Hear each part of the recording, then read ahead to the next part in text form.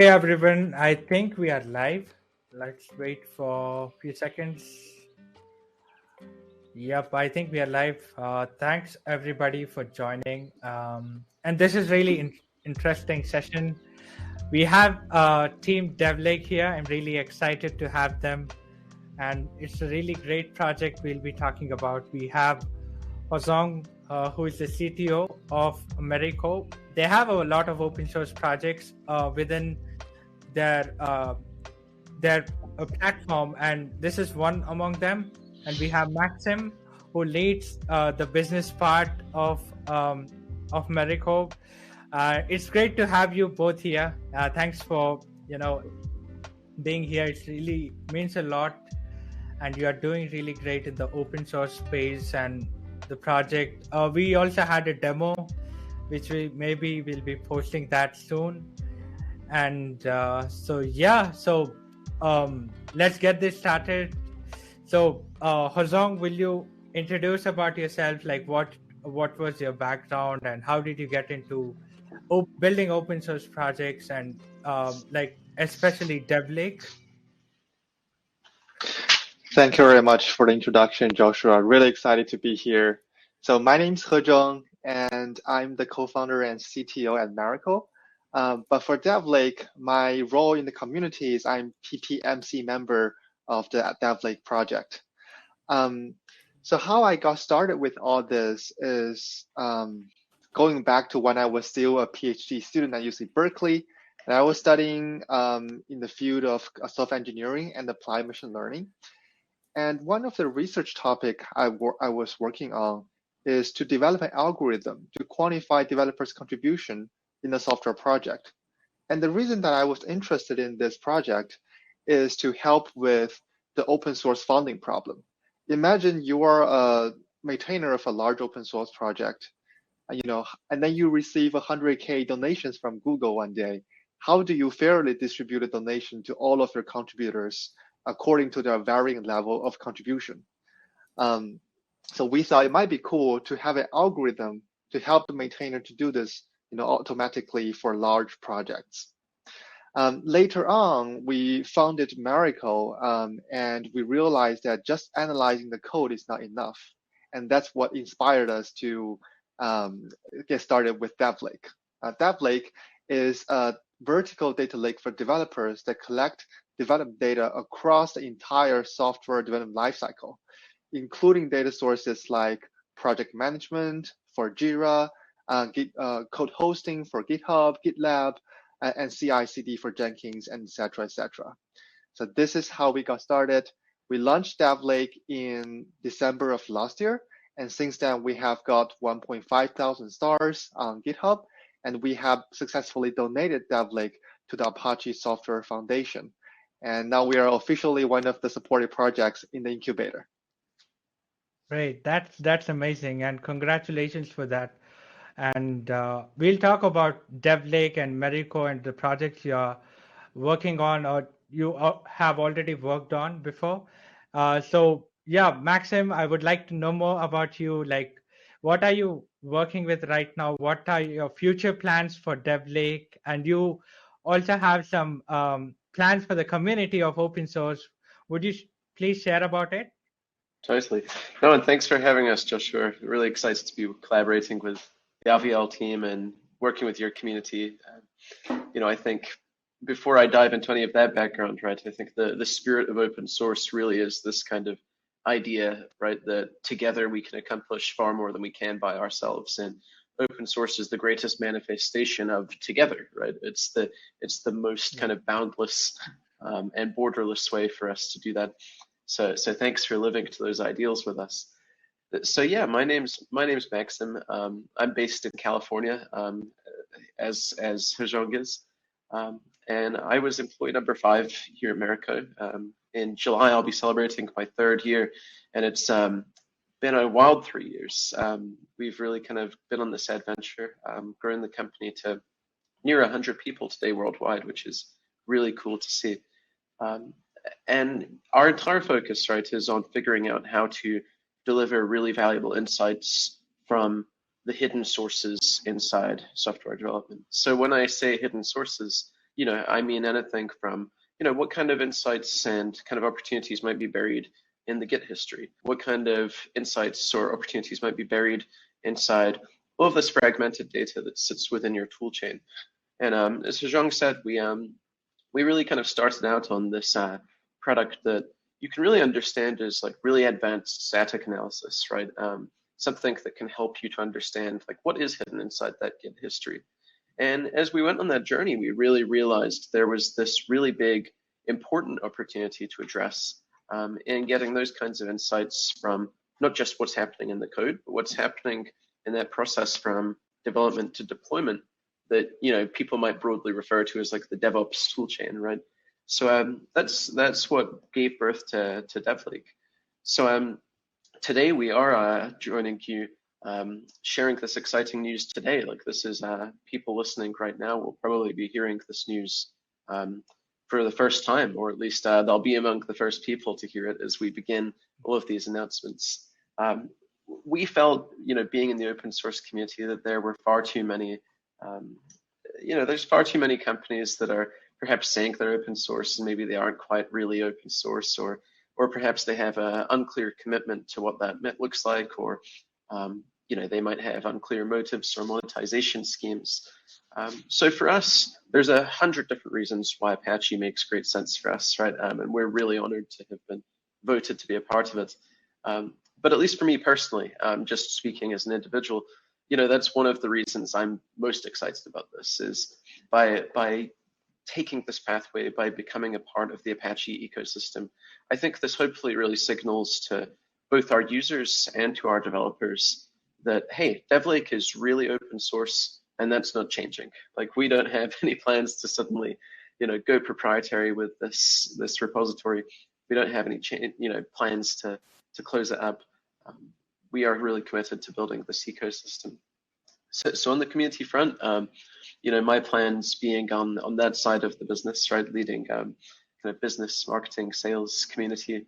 I'm really excited to kind of get my hands dirty. I think there's never a point, I think, where you're too big to get personal. And what I mean by that is I'm really enjoying being in our Slack each and every day, chatting with developers, working with our seed users to figure out kind of where there are opportunities to make this better and more impactful for them. So if anyone listening to this or the recording afterwards, if you want to learn more, if you want us to help you set up a really, really cool customized implementation of this thing, don't be remotely scared to reach out. I will be happy to hear from you, and we'll help you set up DevLake to bring all kinds of powerful data to the life that you're living and the teams you're building. From your perspective, as one of the project leaders, like, what does Apache mean for a project like this? Like, what kinds of things is it going to bring us? What kind of things are we, planning to accomplish that maybe we couldn't have done by ourselves, or maybe that this would, this elevates or enhances for our community?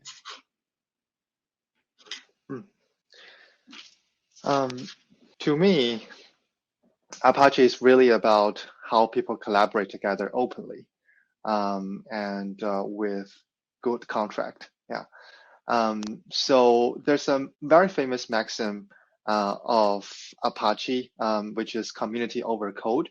It's really putting your community as your first priority and building a vibrant, inclusive community around your project. I think to me, that's what Apache is about.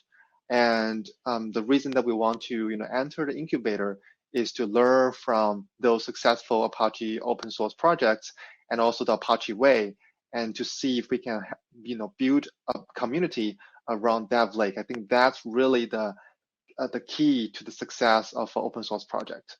Yeah, I'm super excited about it, and I think something that I look upon with the most personal excitement with this too is, Hezheng, you and I have certainly learned this firsthand, building this from essentially the beginning, like how important mentor connections are, how important the people are on this journey. And, I've already been just so impressed by the members of the Apache community who we've got to connect with, in terms of their willingness to support, their enthusiasm to support, the caliber of their background is just incredible. And I think if there's any kind of startup founders listening to this, that as simple and cliche as it might sound, I think you can never underestimate the incredible value that individuals can bring to your company, right? It's not a magic recipe, it's just simply, if you find people who, are smart and compassionate, and bring experience and relevant perspective to your organization, they can be game changers, and you'll be surprised where you find them. Great. Apologies, there were some network issues at my place, but yeah, thanks for sharing everything with the community. So I have few questions, like I don't know if it was discussed before, but what was the inspiration of building DevLake at the beginning? Like, was there any proprietary software you looked at, or was the community? It was the community who decided to build this. How did you get started with this open source project, especially DevLake and other projects in Merico as well? Sounds good. So I guess I'll answer that question in two parts. First, why did we build DevLake? Secondly, why did we choose DevLake to be an open source project? So the first part, I think it's about getting the whole picture. Before we were developing our enterprise edition, which solely focused on, like Maxim mentioned, code analysis and advanced static analysis. And we were able to extract a lot of interesting information, like productivity, quality, from the code base, and then use that information to help engineering teams improve on those parts. But as we used our tool to help them debug the engineering process, we realized that sometimes you want to figure out the root cause. Just looking at the code, lacks a lot of context. So in order to get those context, we need to border our horizon and really collect all the information we can to make it possible to identify what's the root cause. So that's what inspired us to build DevLake. And so DevLake is really about the ability of integrating all the data sources that are important in development, and also analyze it, standardize it, and analyze it on top of it. So that's why we built DevLake. And so why did we choose DevLake to be an open source project instead of another proprietary product like our enterprise edition? So this is because we think DevLake has the potential to be a critical infrastructure for all software developers in the future. And this is also something that we don't think we have enough resources to do it all by ourselves, because there are so many DevOps tools that people are using right now, and there are hundreds of them. And is to support. So we need a community to work with us, let us know what the tools are important, what the tools are valuable, what tools we're using, and they can help us, implement the plugins for those tools to enhance the capability of DevLake platform. So I think this will be a joint effort, for sure. So that's why we decided that we're going to open source this and make it infrastructure that everyone can build on top Maxim, of it. would you add? So that's my answer. Yeah, it's a great answer. Yeah, no, I think it's a great answer, and I think the only things I would add on top of what Hezheng said, because it was very complete, is really first to kind of reiterate and emphasize that idea, right? We always like to say that DevLake is limited only by the data sources and your imagination, which maybe sounds a little silly, right? But I do think it's true in the sense that we currently support a variety of tools, including like GitLab, GitHub, Jira, Jenkins, a lot of like the more obvious ones, right? But I think if you zoom all the way out, one of the big reasons we're so excited about DevLake, and certainly what I think is coolest about it, is it's one of the only tools of its kind that I've personally seen, and I think we might be one of the few in the world doing this, that offers this level of kind of personalization and customization. And to kind of go back to that original statement, right, of it's limited only by the data sources. If we really seek to achieve that level of personalization for developers, we need to make sure that we can address all of those data sources. So we need that kind of community input to really kind of drive that process, right? Of if we want to add 65 new connectors in the next couple of months or over the next year, right? Surely no team, even of our size, right, can do that. It really does take a community to accomplish that. So I think things like that bring all kinds of exciting capabilities for a project like this exploring its potential. The last thing I'd add is to kind of what I think is so important about open source, particularly with a product of this kind, right? Is I think there's no shortage of products that seek kind of similar use cases, right? And by similar use cases, I would say, like data, insights, reports, dashboards, whatever it is, right? And their proprietary nature gives a big gap in terms of like trust and transparency, right? And I think developers are people who really want to kind of look, behind the scenes of the things that they're using. They want to understand, like, how does this thing work? If there's a metric, how's it being calculated? And from my perspective, I think you really can't achieve that level of transparency that can win the trust of developers without really kind of taking this really open source approach, which we're so excited to be doing. I think it brings a level of transparency and honesty that you simply can't replicate with a proprietary. So what are the challenges you faced while building this open source software? I guess I also answered this question in two parts. The technical part and then also the non-technical part. Yeah. So for the technical part, I think it's about how to reliably and efficiently collect the data from our data sources and standardize them into something that's ready to be consumed by the the users of DevLake. For the non-technical part, I would say is to interact with our users and also get the use cases from them, because DevLake doesn't have like one designated or pre-configured use case overall. DevLake is really a platform. We collect the data, we standardize the data. There are some pre-built analysis, but overall, we want the users to build their own analysis, that's suitable for their own engineering process. So that's why we are trying to, advertise DevLake, make it known to more developers that they can build their own use cases. And we are really, curious about how people would use DevLake in their different setting, different kind of engineering situation. So that would be our one of the non-technical challenges.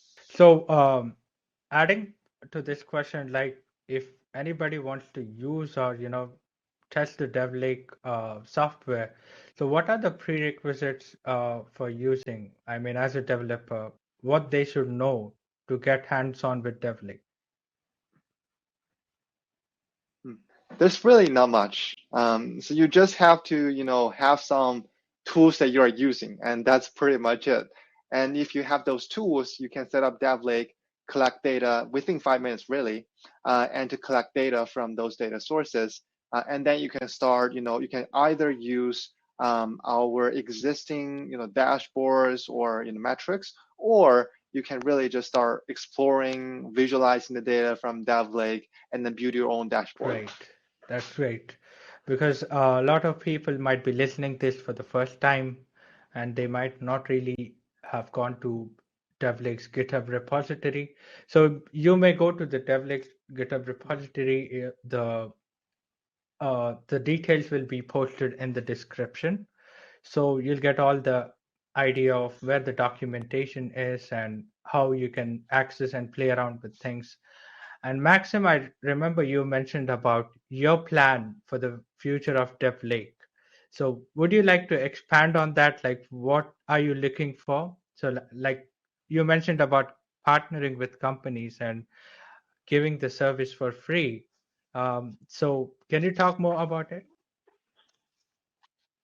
Yeah, I think broadly, right, we have several really important plans that we'll continue to push forward with. I think first and foremost, from a community perspective, we're really excited to be welcoming contributors of all kinds, right? And we've been gradually kind of growing, our community, of developers, of people that are interested in data in its role in engineering processes, and they've been joining our Slack, and that's certainly an exciting priority.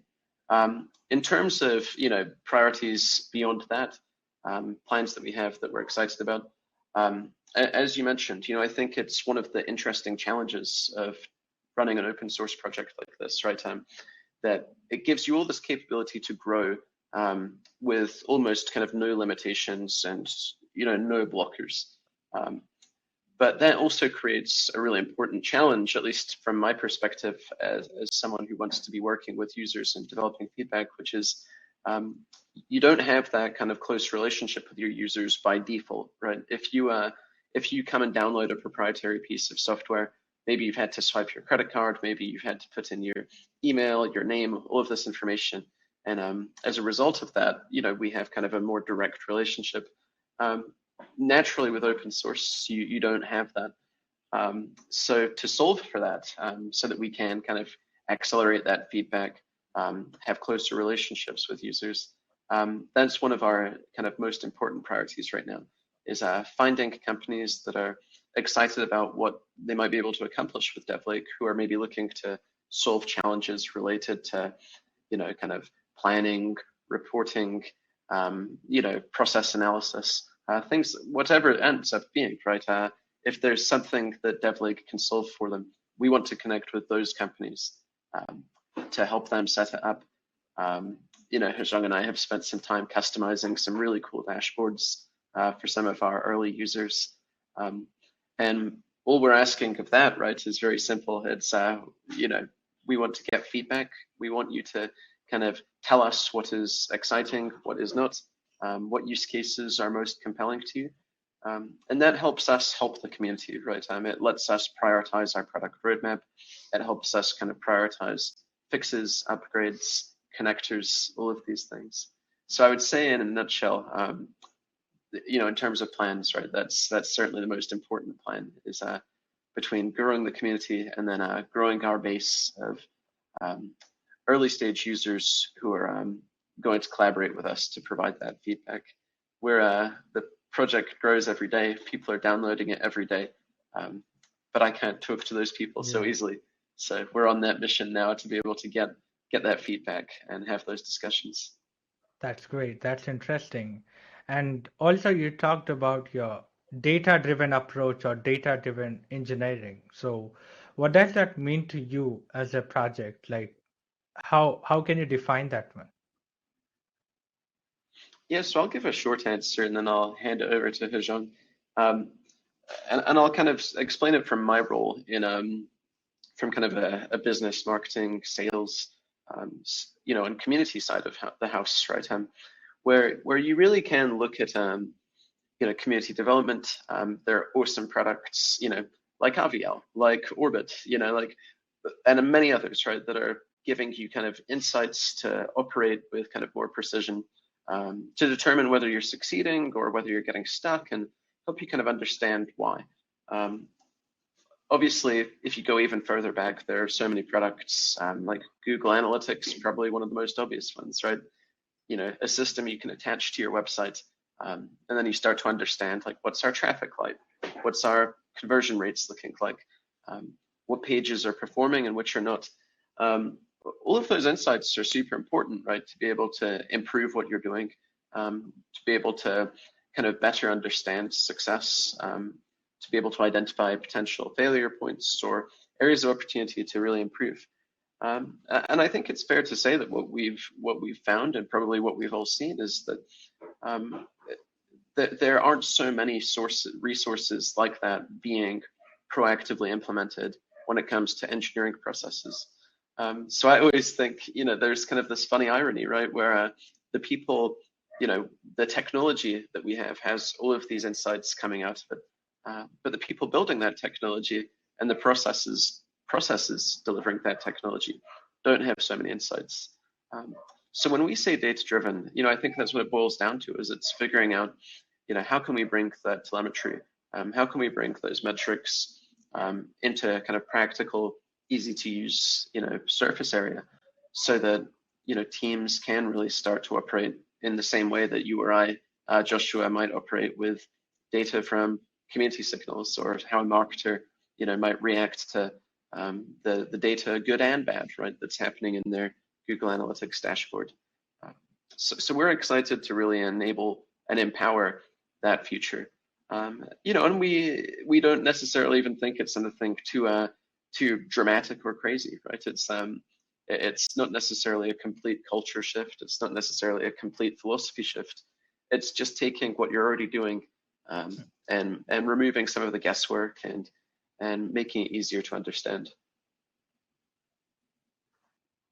And let me quickly add to Maxim's already great answer. So to me, data-driven engineering is to provide a concrete foundation for development team to improve. Because sometimes, we make decisions based on our intuition or feelings, right? But that can be enhanced by, data. Let me give an example of dogfooding DevLake in our own organization. So going back to about the last quarter of last year, our enterprise edition team actually felt that there are an increasing number of P0 bugs in our software due to maybe a major refactor in our code base. But then we don't have any data to support that, and then we rolled out a measure to prevent that from happening. And we also don't know, what are the effects, or are we successful in deploying that strategy and reverting the trend of getting all those P0 bug reports. So the way we solve that problem is we deploy DevLake for the Enterprise Edition team, and then we collected their Jira data and then built a dashboard of severe bugs for them, and then really visualize the trend of how many bugs you are getting reported in that P0 category, how many you're resolving each week, and then which component that those bugs are coming from. And then with that dashboard, that really makes a difference for the Enterprise Edition team, to know that, okay, we are doing really well with this new strategy, that trend is really going down. And if there's a spike, then we need to really look into it. What's happening here? Is there something that we haven't noticed yet? So I think that's one example of using data to provide a concrete foundation for teams to make decisions based on data and to make continuous improvement. That's really great. I think that sums up the use case of the DevLake, and there might be so many people who are looking forward to improve their teams, improve their processes or productivity, like as a developer or as a team leader. And this can be a great use case for them to track important metrics, and you can customize the metrics. That's really amazing. And I think it also has SQL support, right? DevLake also has SQL support where you can just run any query you want from the raw data. You mentioned about in the last session, you mentioned about the documentation you have. You can look at each data point in detail, and maybe what is the platform? I mean, is there any specific website you would like to announce here that like people can just head over to it and get the more information, and all the Slack or community forum? Yeah, the best place to get started is our official website, devlake.apache.org.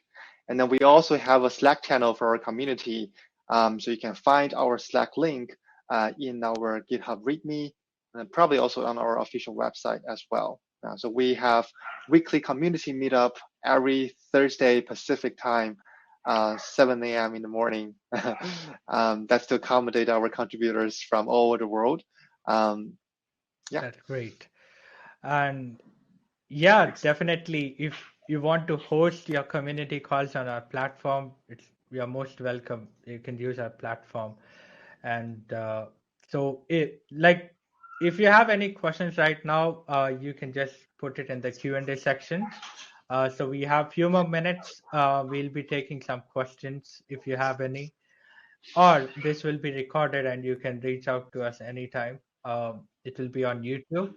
And so I just want to ask from the community perspective. It can be both community and tech perspective. So did you face any difficulty in finding contributors for DevLake in the initial stages, or there were paid contributors, or like how did that work for you in the initial stages?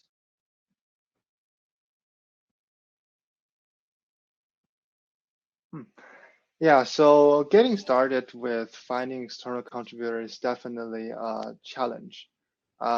So I would say, first of all, the original team needs to make a change first.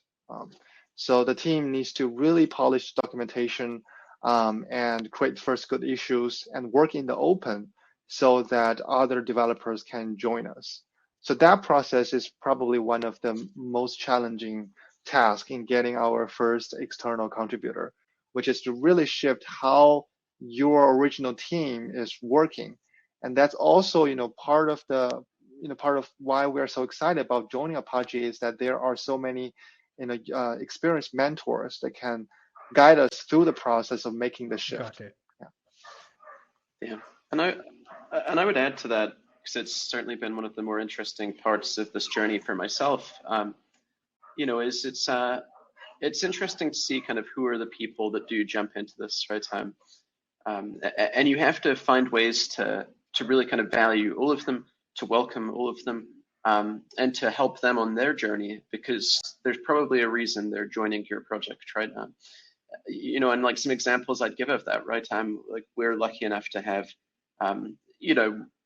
just to kind of pick two examples, right? Like we have one, new contributor who's, a really kind of young student developer, right? He's in university. He's looking to kind of expand his experience, meet new people, build his resume, and he can bring a ton of value to DevLake, and we're excited to welcome him. And he's got a very different set of goals than maybe some of the others do in terms of like what would be success for him. And as someone leading community, right, I like to think about like what is the opportunity here to help those people. And I think if you think about it from that perspective, it makes it much easier. Similarly, right, we have another guy who's a much more senior developer, been working at the professional level for like 25 years. And for him, this is a cool opportunity to learn a new technology and kind of get further into some kind of data-driven applications. So it's a different set of goals that he has. So I think being a good community leader means identifying what are those goals and then taking that approach to really pay attention to those things. That's great. Oh, and also we have another question by V Tom. Why go the Apache incubator if you are commercializing it to compete with Jellyfish? Yeah. So it's a fair question, right? And I appreciate you asking that, V Tom. My answer to that is, I think, really, really simple, right? It goes back to what we kind of talked about earlier, which is we think the open source approach is the best way to bring, real transparency to products, like an entire industry of products, right, that are historically very opaque and don't have that transparency. So we think open source kind of brings all of that capability. And that taking this approach offers a lot of personalization on top of that for developers, for the end users to configure and personalize that we wouldn't be able to do if this was closed source. And I think to answer the beginning part of your question, right, because I think it's maybe a layered question when you ask, like, why go to the Apache incubator, to compete with products like Jellyfish, right? I think why go open source, competing with products like Jellyfish and adding, and I would say we both compete and add value to them, right? Like we're not necessarily just out there to try to, take everybody's, products off the market. I think quite differently, right? We see the space as being so immature and with so much opportunity that we have a role of kind of connecting all of these products and supporting them and helping them. So that's part of it. And I would say to kind of specifically point to the Apache part of that question, right? I think for us, this is a way to really kind of, signal to the community, to users, that we don't have kind of hidden approaches here, that this is going to stay open source in a very real way. And I think it also indicates the caliber of the project and the people behind it, hopefully. And it also signals that, this project is hopefully going to continue to pick up more momentum and more steam by virtue of having that kind of connection and support from a foundation that is composed of a lot of really talented community members, many of whom we hope to engage with and work with from a contribution perspective. Hezheng, I imagine you might have some additions to that, but Tom, definitely appreciate the question and happy to chat with you more. I think that's a great question. And Tom, so one thing I want to emphasize or clarify is that commercialization and open source is not conflicting with each other, right? For example, if we look at some successful open source projects like Apache Spark, there's Databricks behind it, right? If we look at Apache POSA, there's Stream Native behind it. So I think it's going to be a similar relationship for DevLake, and we're probably going to use DevLake as a data platform and build a proprietary product on top of it. But that doesn't affect how we are building DevLake as a truly open source project and build an open source community around it. So that's what we're committed to, and that's the reason that we want to learn how to do that. By joining Apache Incubator and to go through the incubating process. That's great. I hope that answered the question. So you may ask any of the questions. We still have a few more minutes. And thanks for taking the time and having a detailed discussion on this one. And definitely looking forward, like how this community evolves and how you get the benefit from the incubator program. Would love to hear that as it and I have one last question which I usually ask to every maintainer or every open source project. So what are the suggestions or takeaways you want to share with the maintainers or the founders of such commercial open source projects, or just open source projects like DevLake? Yes, so the question, Joshua, is what lessons we would share with founders kind of going on a similar pathway. Yes. I think the way I would answer that question is a few things, right? I think it's to have trust in the process and to have patience. And what I mean by that, right, is look, we had a launch in December that I was really proud of, and I think it was a success. We launched on Product Hunt. We shared the project far and wide on Twitter, LinkedIn, you name it, right? We had the support of many of our partners and community members, and it grew quickly. But I think even with that, right, the success definitely doesn't happen overnight. And I think when it comes to things like, community development, I like to really think about it in those terms, right, where you're whether it's one person showing up or 50, like you have to celebrate that and you have to give it your absolute best effort and a lot of consistency to make it a success. And I think all of that might sound very obvious, but I expect it maybe isn't in terms of execution for many founders, where it can be kind of disheartening, right? If you have like a launch that kind of goes badly or doesn't grow quickly, or you have only one person show up to your community huddle. I can imagine scenarios like that being really challenging. But I think just having that faith and dedicating yourself to being consistent with those efforts is such a critical part. So I think that would be kind of my parting advice, as simple as it might be, is have faith in that process, understand that you have to start somewhere, and understand that it's the consistency and the willingness to keep going, I think, that is a big part of what separates the long-term success from the kind of short-term failures. That's great. I think that really helps to the maintainers, the community of maintainers, because I get to read a lot of stuff about maintainers. The major um, the major burnout, I would like to say, for maintainers is to get new contributors and also focus on the product roadmap at the same time. So these two are really different things. So I believe that the suggestions you just shared, getting mentors, talking to people, and connecting with some incubator programs, or focusing on community engagement, can solve that puzzle. I believe so. Yes, this sums up a great session. I think we are about like 45 minutes. It's been really great. And also, I would like to encourage everybody to try out this platform and share your feedback in the Slack channels. The links will be shared in the description. And of course, the website is devlake.apache.org. So you can just head over to the website and you can go to different sections and learn about this one. And so finally, like the last question from my side. So how are you trying to scale this as a team? So what's the size of the team right now? Or you're looking for more open source contributions, and how does that look like for you? So right now we have about 10 committers in the project, and then we're looking for more contributors, more committers.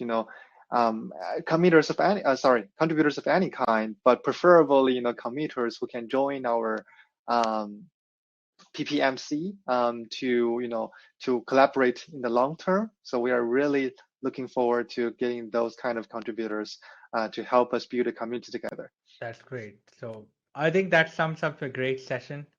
And as Maxim and Hezheng mentioned, so Klesh Wong, he mentioned that we would like developers to join force with us. Yeah, definitely.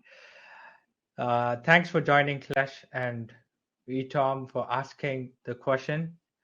And we are looking forward to help with the community, and we primarily focus on non-code contributions as of now, as we mentioned. So we create some bunch of articles, resources, knowledge base, and also we are bringing the reward system really soon, where every open source contribution will be can be turned into a badge, a valuable badge which can be shared with people, and also on some rewards on top of it.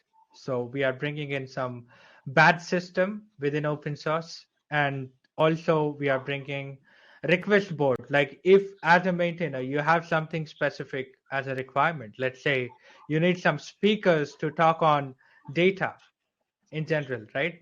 You need some leaders who are proficient in especially data companies. You can just post it over there, and just people can just pick up. So speaker sessions and writing an article, or or solving an interesting issue and adding some bounty on top of it. So these are the three major use cases we see, like how Aviyel can be useful for open source projects like DevLake or any other open source project. So I encourage everybody who is listening to this to reach out to us at hello@aviyel.com, share your thoughts on how we can help you. And so we are all together in this open source journey, and that's really exciting. And the beautiful part of open source is collaborations and sharing value. And we are really looking forward to share the value with DevLake community as well. And thank you once again, Maxim and Hezheng. Thank you for having us, Joshua. Yeah, we really appreciate it, and we're, like I said before, we're really excited to be collaborating. And I guess to close out our session, on that note, the advice to other founders, right, and maintainers starting out is, we're really excited, right, to be collaborating with Aviyel, and to be working with you guys to build our ecosystem and to build our project. And that's ultimately the most important part, right, is if you collaborate with other founders in an honest way, right, like Joshua, I think it's fair to say between us, right, is totally transparent. We know exactly what our goals are. That's where the success comes in. And that's what's so fun about open source, is there's a community of people who are willing to be completely honest, completely collaborative. And we're so excited for what comes next. Thanks for that. Really appreciate that compliment and really looking forward. Maybe we can integrate DevLake in our own platform really soon. We'll definitely connect with the founders and have more discussion about this one. And thanks once again, everybody, for joining this session. I know this is a really odd timing because it's I think in China it's already it's night, and in India it's almost the evening where we close the work, and in the United States it's early in the morning. So, but still, thanks for joining. And anyway, this recording will be shared, so it will be accessible on YouTube. So you can stay connected with us, and all the details will be shared. Thanks again. So have a great evening or night or wherever you are. So have a great day in the US. Thanks again. Thank you, everyone. Thanks. Bye. Thanks so much, everybody. Thanks for joining.